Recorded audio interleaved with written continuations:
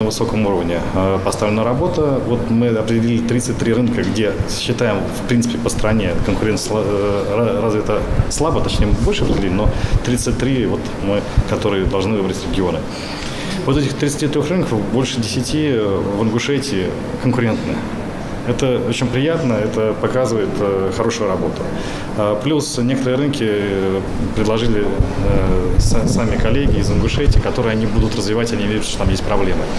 Это тоже приятно, потому что на этих рынках, соответственно, будет больше предпринимателей, им будет обеспечен более легкий доступ на эти рынки. Соответственно, это рабочие места, соответственно, это конкуренция, которая приводит к улучшению услуг, качеству повышения и, как следствие, к снижению цен, поскольку когда конкурирует больше 3 предпринимателей, получается для потребителя лучше.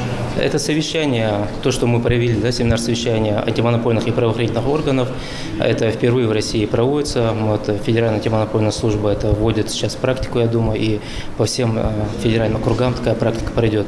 Мы первые, и на сегодняшнем семинаре, да, мы для себя определили точки интереса со стороны правоохранительных органов, то, что мы учтем, и на следующих семинарах мы это все уже в усовершенствованном виде, уже в другом материале, да, будет преподнесен, и дальнейшее взаимодействие правоохранительных органов будет отложено. Такие мероприятия и встречи